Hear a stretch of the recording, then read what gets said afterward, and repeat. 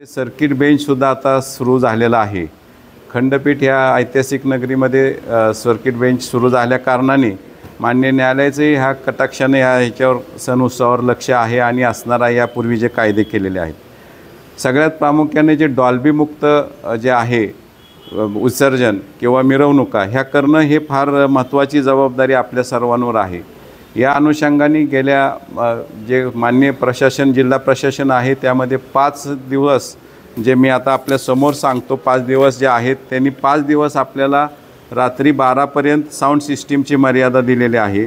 त्यामध्ये सगळ्यात पहिला दिवस आहे 27/8/2025 जो गणेश उत्सव आपला सुरू होणार आगमन मिरवणूक। 6वा दिवस आहे गणेश उत्सव सुरू झाल्यानंतर 2/9/2025 रोजी। 8वा 9वा आणि 10वा दिवस 8वा दिवस आहे 4/9/2025 रोजी। 9वा दिवस आहे दिनांक 5/9/2025 व 10वा दिवस आहे दिनांक 6/9/2025। यापर्यंत आपल्या साऊंड सिस्टीमची मर्यादा जी आहे ती 12 वाजेपर्यंत आहे। सकाळी 6 वाजेपासून ते रात्री 12 वाजेपर्यंत ही साऊंड सिस्टीमची मर्यादा आहे। 6/9/2025 हा अनंत चतुर्दशी विसर्जनाचा दिवस आहे आणि गौरी गणपती विसर्जन झाल्यानंतर देखावे बघण्यासाठी मोठ्या प्रमाणात गर्दी बाहेर पडते। त्यासाठी प्रशासनानं 8वा 9वा आणि 10वा हा सलग दिवस जो आहे तो 12 वाजेपर्यंत सकाळी 6 वाजेपासून ते रात्री 12 वाजेपर्यंत साऊंड सिस्टीमची मर्यादा दिलेली आहे। त्यात जे साऊंडच्या आवाजाची मर्यादा आहे ती 75 डेसिबल आहे। त्यापेक्षाही काही ठिकाणी खाली हॉस्पिटल असतील जिथं म्हणजे जो एरिया विभाग नेमून दिला असेल तिथं त्यापेक्षाही कमी साऊंड सिस्टीमची मर्यादा आहे। हे सर्व नागरिकांनी सर्व मंडळाचे मोठमोठे तरुण आपले जे गणेश उत्सव मंडळ आहेत हे मोठ्या प्रमाणात उत्साहानं सहभागी होतात। तर सर्व गणेश मंडळाच्या अध्यक्ष असतील पदाधिकारी असेल सदस्य असतील आणि कार्यकर्ते असतील यांना पोलीस प्रशासनाकडून नम्र आवाहन करण्यात येते की आपला हा जसं काशीद साहेबांनी सांगितलं सुरुवातीलाच की कोणतीही मोठी घटना गणेश उत्सव काळात घडलेली नाही, परंतु कुठलीही छोटीसुद्धा घटना घडू नये ही पोलीस प्रशासनाला नेहमी वाटत असतं, तसेच नागरिकांनाही वाटत असतं। त्याची जबाबदारी आपण सर्वांनी घ्यावी असं मी पुन्हा एकदा सगळ्यांना नम्र आवाहन करतो आणि साऊंड सिस्टीमची मर्यादा आपण पाळावी। कुठल्याही गोष्टीमध्ये पोलिसांना कायदा राबवणं हे सुरुवातीला कधीही वाटत नाही, परंतु गरज विनाकारण जर मर्यादेचं उल्लंघन केलं तर तिथं गुन्हे दाखल करण्याची प्रशासनाची सुद्धा पोलीस प्रशासनाची सुद्धा जबाबदारी आहे आणि ते प्रामुख्यानं कायद्याचे बंधन व अंमलबजावणी करणं असल्याने त्यांना पाळणं हे आहे।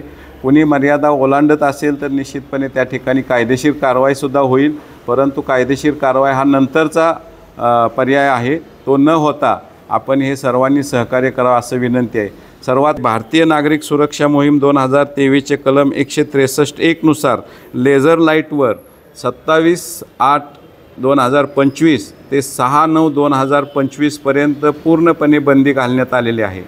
या बंदी घालण्याचा मागचा उद्देश एकच आहे की सर्व नागरिकांची जबाबदारी आपल्या सर्वांची आहे, कुणाच्याही डोळ्याला इजा होऊ नये या दृष्टीनं हे बंदी घालण्यात आलेली आहे। मागच्या वर्षीच्या प्रमाणात त्याच्या मागच्या वर्षी जास्त वापर होता, मागच्या वर्षी सर्व नागरिकांच्याही लक्षात आलं मंडळांच्याही लक्षात आलं तर तो प्रमाण कमी झालं आहे। पण ह्या वर्षी आपण एक कोल्हापूरकर सर्वजणांना दाखवून देऊ, कोल्हापूर नेहमीच एक पाऊल पुढं असतं हे आपल्या सर्वांना कायम माहीत आहे।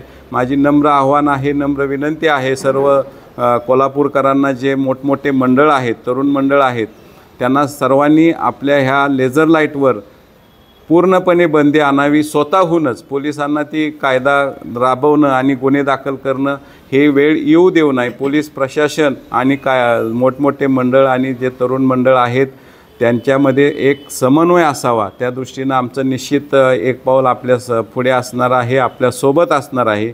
आमचे जे पोलीस अधिकारी कर्मचारी आहेत ज्या त्या विभागाचे ज्या त्या पोलीस स्टेशनचे गोपनीय अंमलदार असतील ज्यांच्याशी आपल्याशी नेहमी समन्वय असतो ते अंमलदारसुद्धा आपल्या मंडळाच्या पर्यंत सगळेजण आपल्यापर्यंत येऊन आपल्या काय समस्या असतील त्यांच्यापर्यंत मांडा।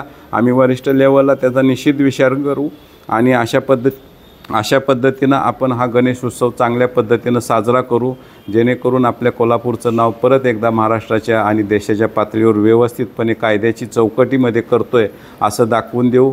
सर्वांना परत गणेश उत्सवाच्या मी शुभेच्छा देतो। धन्यवाद। जय हिंद, जय महाराष्ट्र।